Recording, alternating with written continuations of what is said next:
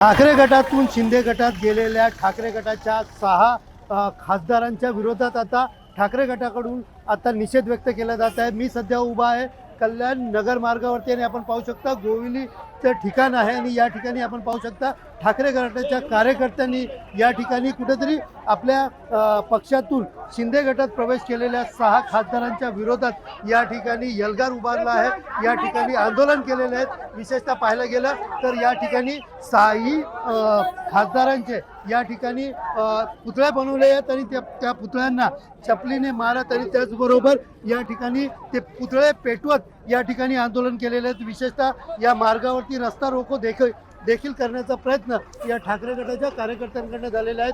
आपण पाहू शकता या ठिकाणी पोलिसांकडून मोठ्या प्रमाणात कार्यकर्त्यांना आपल्या ताब्यात घेण्याचं काम या ठिकाणी सुरू करण्यात आलेलं आहे। मात्र दुसरीकडे पाहायलं गेलं तर हा रोज जो आहे तो मोठ्या प्रमाणात या ठिकाणी कार्यकर्त्यांमध्ये दिसून येतात। हातामध्ये पोस्टर या ठिकाणी घेण्यात आलेले की खासदारांचा धिक्कार असो अशा प्रकारचे पोस्टर या ठिकाणी ठेवण्यात आलेले आणि आपण पाहू शकता या ठिकाणी जे पुतळे आहेत 6 खासदारांचे ज्यांनी शिवसेना शिंदे गटात प्रवेश केलेले ते या सगळ्या 6 खासदारांचे पोस्टर जे आहेत पुतळे जे आहेत ते या ठिकाणी पेटवले आहेत। विशेषतः या गोवली मार्गावरती मोठ्या प्रमाणात तणावाचं वातावरण आहे। मोठा पोलिसांचा फौजफाटा देखील या ठिकाणी तैनात करण्यात आलेला आहे। सध्या पोलीस जे आहेत ते कार्यकर्त्यांना आपल्या ताब्यात घेत असल्याचं चित्र या ठिकाणी दिसून येतात। आपल्यासोबत जिल्हाध्यक्ष आहेत, काय सांगाल आज या ठिकाणी आंदोलन केले आपण? पहिलं स्प्लिट झालं, पहिले गद्दार जेव्हा सांगून गेले आपल्या शिवसेनेतून फुटून गेले त्यावेळेस त्यांच्याकडे सांगायला कारण तरी होतं की आम्ही यांच्यासोबत युती केली त्यांच्यासोबत युती केली,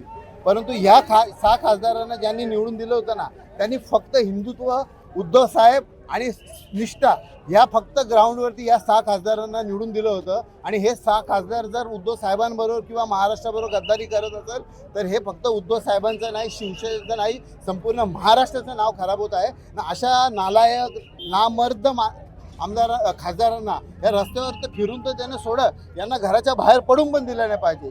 जोपर्यंत हे उद्धव साहेब आणि महाराष्ट्राची माफी मागणार नाहीत तोपर्यंत आमचं आंदोलन अविरतपणे असंच चालू राहील आणि आम्ही ते चालू ठेवणार।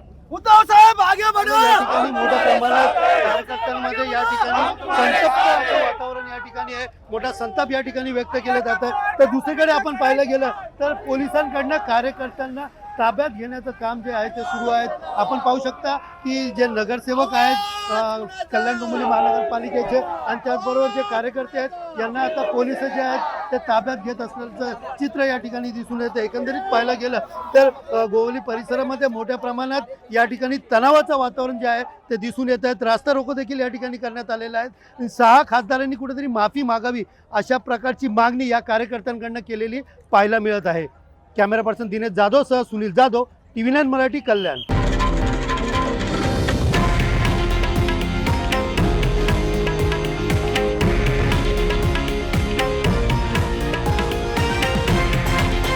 हे आहे देशातील नंबर 1 न्यूज नेटवर्क आणि आपण पाहत आहात TV9 मराठी, एकमेव।